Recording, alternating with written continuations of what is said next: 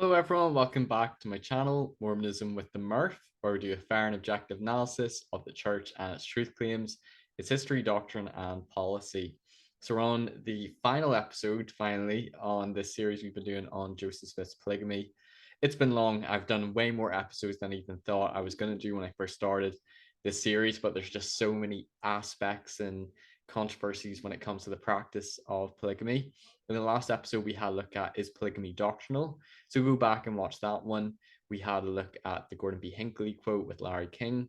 We had a look at what the church has to say with regards to, is polygamy doctrinal and is it essential for exaltation? We had a look at some of the quotes from church leaders saying that maybe it is, a requirement for the next life, but then some that say it's not.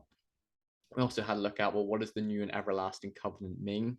Does it mean plural marriage, or is it just celestial marriage? And the church's view and position, I would say, is that the Lord's standard of marriage is monogamy, but plural marriage is sometimes, considered the exception to the rule. But that the church does believe that a man can be sealed to more than one wife, but just can't be married to more than one wife at a time on earth, but can be sealed to both in the temple in the next life. So it is still part of the doctrine. But anyway, in this episode, it's going to be more of concluding thoughts, summary of polygamy. And as I've been going through this, I've been thinking about like the different interpretations or the different ways someone could view or conclude about Joseph Smith's polygamy. So I've made a list of a few different theories or interpretations one might have. One, I think, is the false prophet, who was libido driven and a sexual predator theory that a lot of critics and people who leave the church can have about Joseph Smith and his practice of polygamy. There's also the fallen prophet theory. There's the theory that he wasn't a polygamist and that it was all a conspiracy. There's the pious fraud theory, and then he was a true prophet and was commanded of God, but made a lot of mistakes. So this is what I've written about each theory. So the false prophet theory, and that Joseph Smith was really just driven by sex and by libido. So you might interpret polygamy that Joseph Smith wasn't a true prophet, so he was, a con man when he, claimed to bring forth the Book of Mormon and restore the church. His first vision, all of that's, he was lying the whole time, and really he just used his position of power and authority as prophet to manipulate or coerce women into having sexual relations with him, and using sort of predatory behavior to pressure women and young girls to marry him. He married teenage girls, he married women with living husbands, polyandry, and he withheld many of the marriages from his wife Emma. His first marriage to Fanny Alger was really just adultery. There was no sealing power, and he later sort of added the religious elements to justify his sexual behavior. And then years later, he started telling people that an angel commanded him and threatened his life. And this was a way to like manipulate them into consenting to marrying him. This sort of interpretations would view that his marriages were all sexual, and he went against the instructions in D&C 132, committing adultery with women who were already married to other men, and also that he had sex with 14-year-olds, which is problematic. He lied about his practice of polygamy publicly. Maybe he and John C. Bennett were perhaps in cahoots, practicing polygamy or spiritual wifery together. But then when they got found out, or when John C. Bennett got found out that he got excommunicated, and then Joseph made the practice of plural marriage more religious and added the theology. And that D&C 132 was really just used to persuade Emma to accept polygamy, and using language of threats and damnation if she doesn't accept this, and that his practice of polygamy is both ethically and morally wrong, and it resembles that of other cult leaders who, when they have power, they can be a bit of a sexual predator and expand their sexual opportunities, and that Joseph is doing the same thing.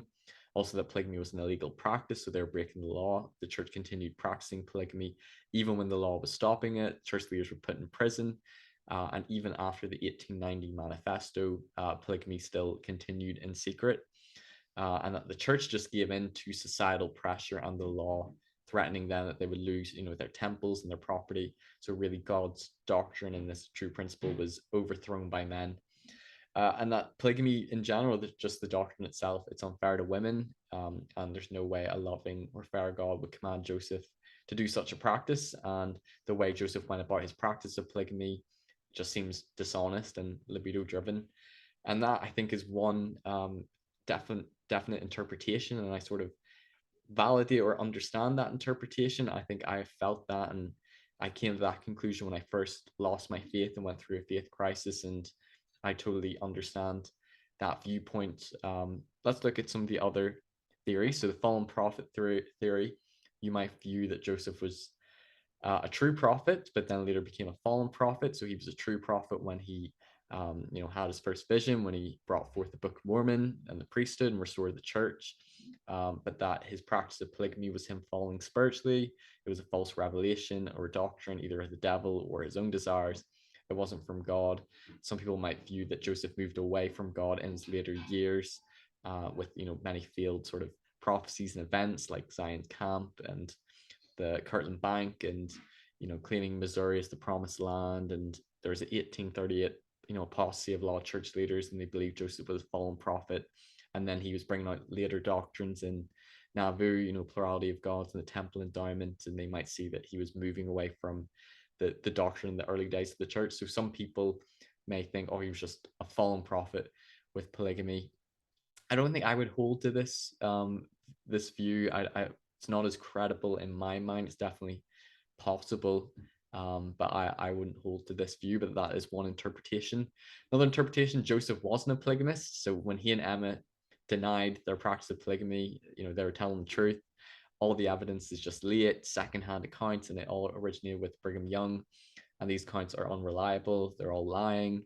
D&C 132 was forged, and Brigham Young just changed the history to align with his teachings on plural marriage.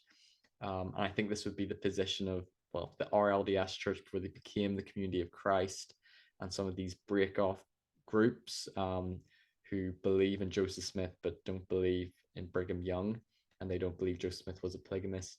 I just think this is one huge conspiracy. Like it's possible, but I feel like there's too much evidence and too many accounts that corroborate Joseph Smith practicing polygamy in secret, and it would just mean everyone else was just lying. And yeah, I acknowledge that some of these are secondhand accounts, but it's a lot of accounts from the wives and journal writings as well as public testimonies. So really, I don't buy that he wasn't a polygamist, but that's a theory some people have. Pious fraud theory. So Joseph Smith sincerely believed he was commanded of God, that he received the revelation when translating the Bible. Perhaps he imagined or hallucinated or dreamt about the experience of the angel.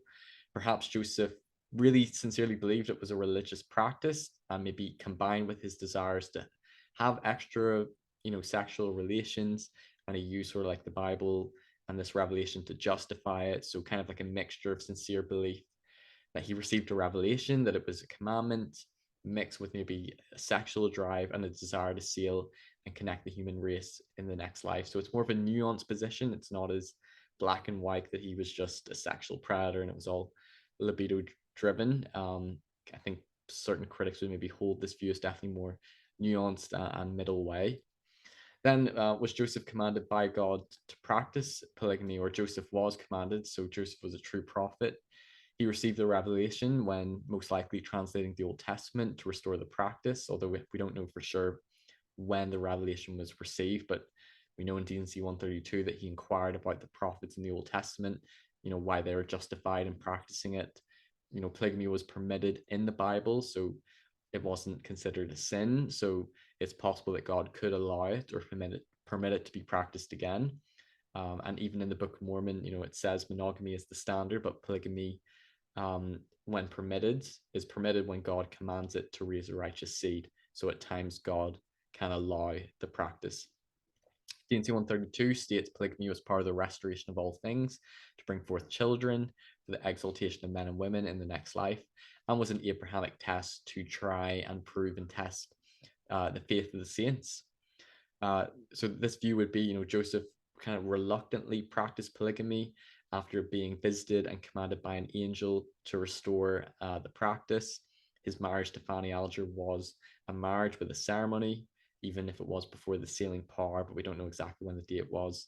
There's evidence to it that it was a marriage ceremony, despite him keeping it hidden from Emma and her and Oliver believing it was adultery.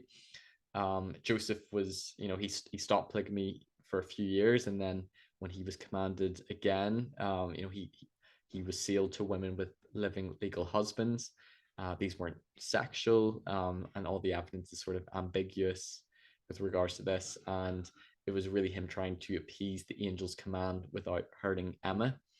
The accusation of him just sending men on missions to marry their wives, it's only possibly true in one case, but there's conflicting dates, and there's no unambiguous evidence of him having sex with women with living husbands or with the 14-year-old Helen Moore Kimball. And then Joseph, after the third visit from the angel with the drawn sword, he then practiced polygamy.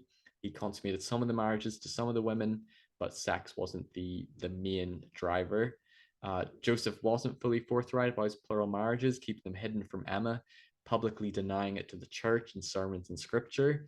However, apologists might say they were carefully worded denials. I'm not practicing spiritual wifery, but you could say they were quite misleading and being deceptive in some of his practice, such as with the Partridge sisters doing like a second sealing ceremony to, pretty much appease Emma.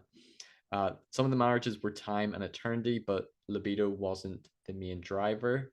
Joseph's plural marriage was different to John C. Bennett's spiritual wifery, and John Bennett and Sarah Pratt made false allegations about Joseph that can't be trusted.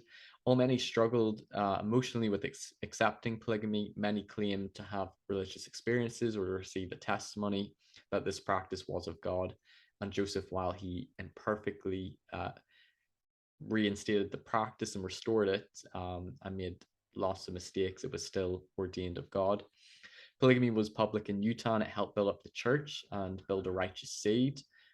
Polygamy is doctrinal, but not essential for exaltation, and eternal marriage is the new and everlasting covenant.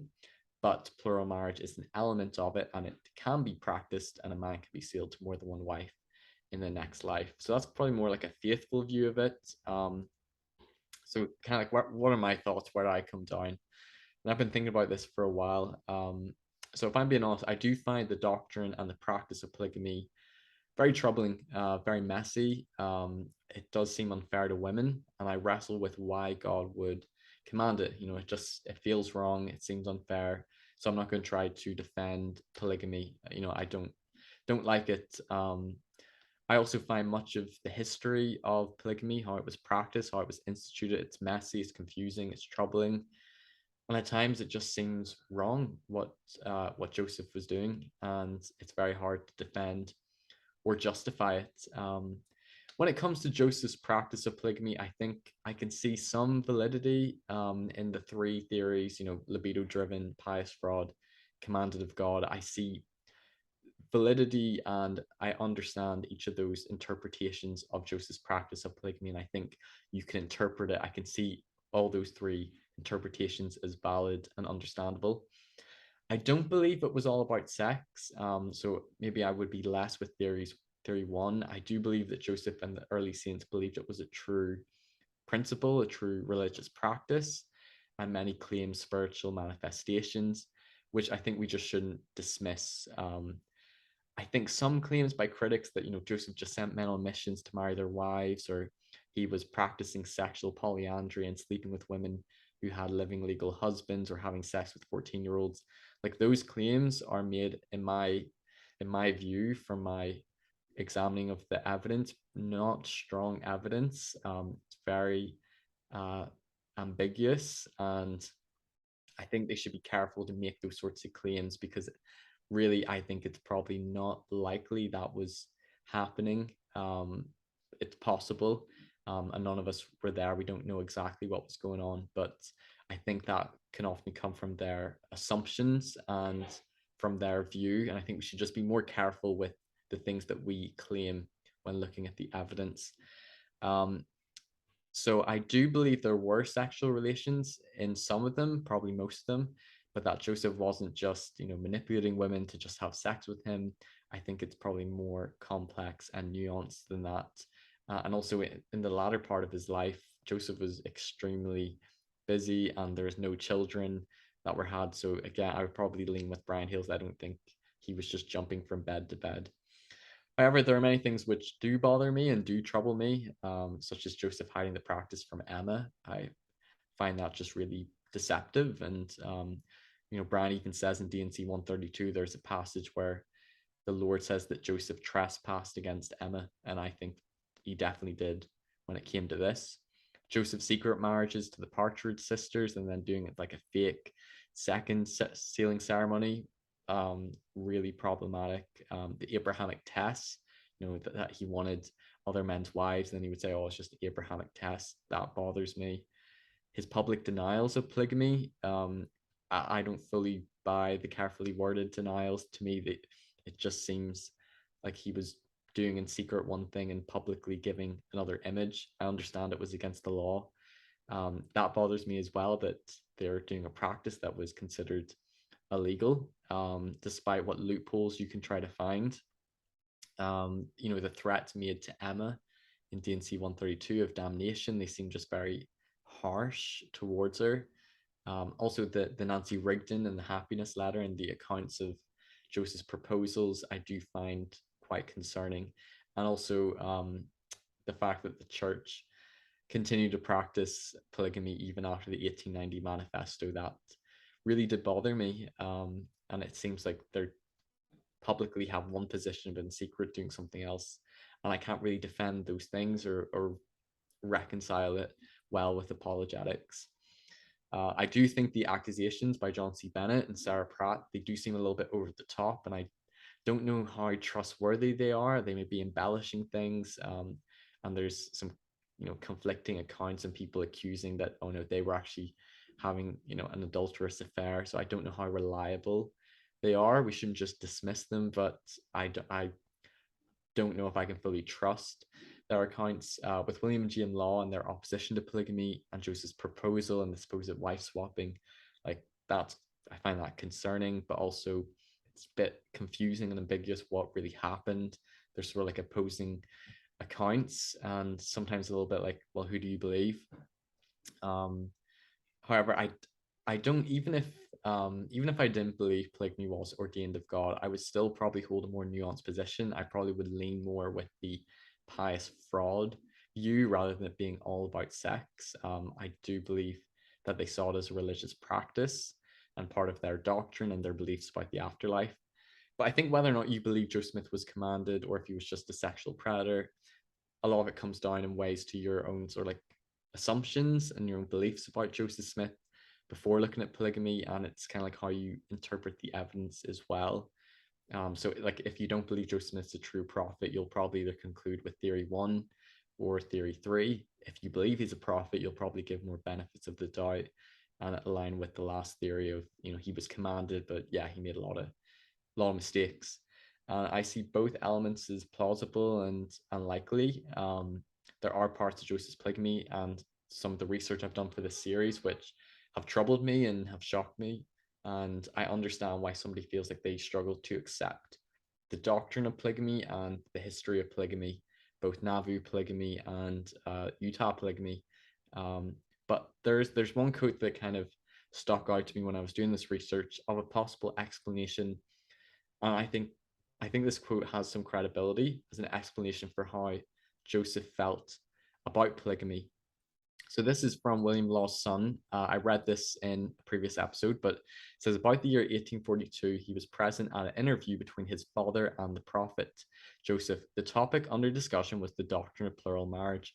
William Law, with his arms around the neck of the prophet, was pleading with him to withdraw the doctrine of plural marriage, which he had at the time commenced to teach to some of the brethren.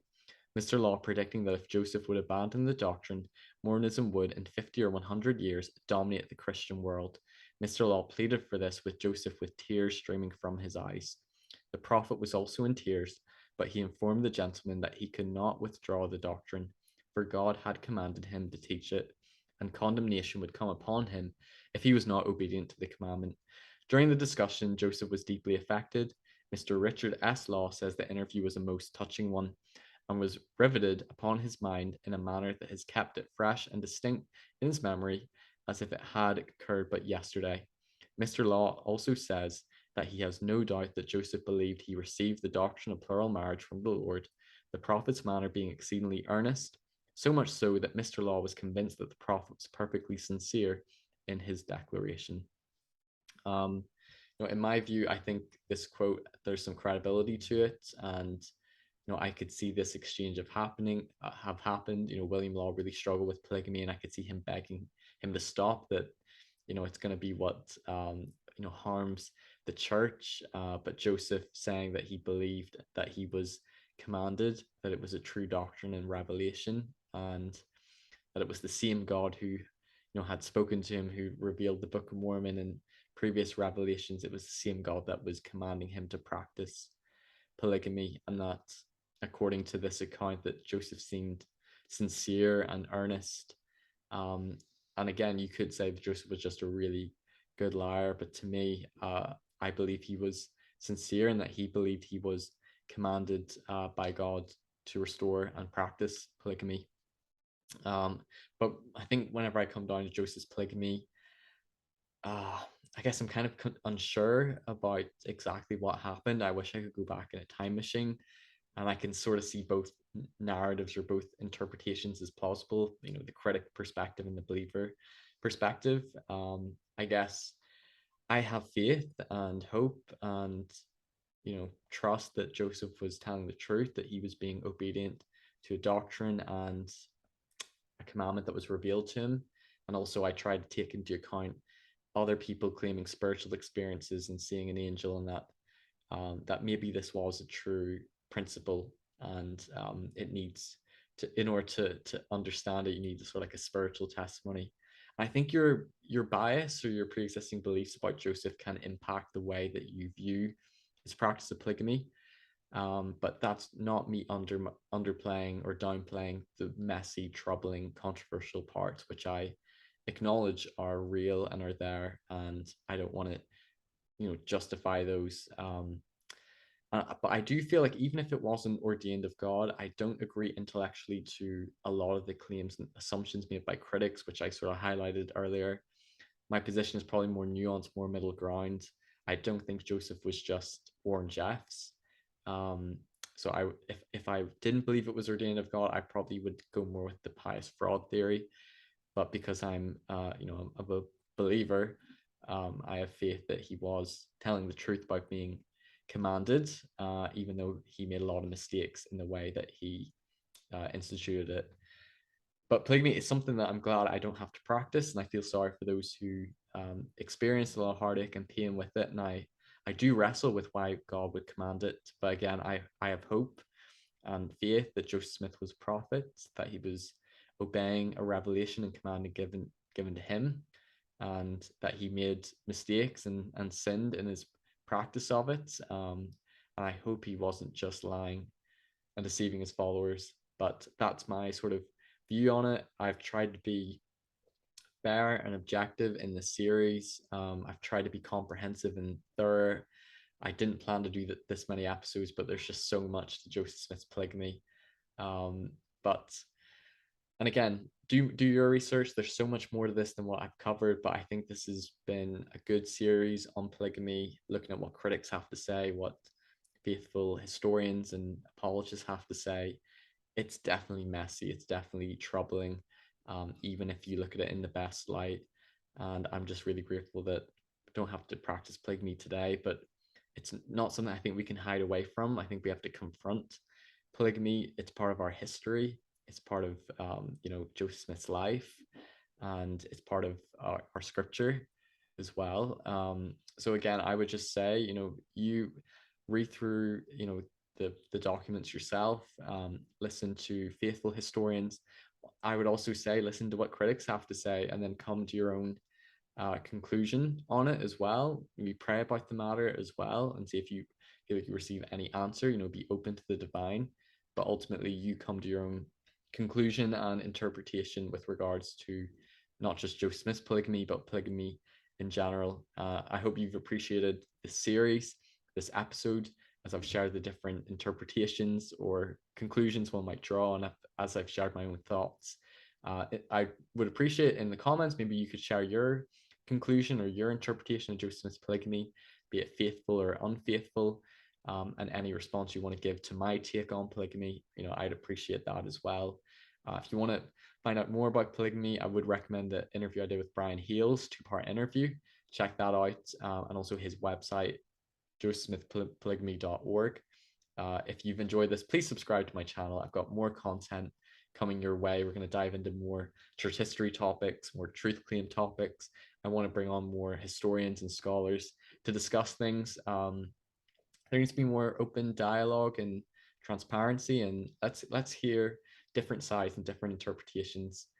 So again, if you want to support me, you can to my PayPal, stephen.murphy1996@outlook.com. I would appreciate any support, as I'm dedicating a lot of free time, and I'm honestly putting a lot of time and energy into this and not really getting much out of it yet, except for me just enjoying doing this. So any donations would be really appreciated if you want me to keep doing this in the future. But at least share, like, subscribe, and I will see you all very soon on future episodes. Take care, everyone. Bye bye.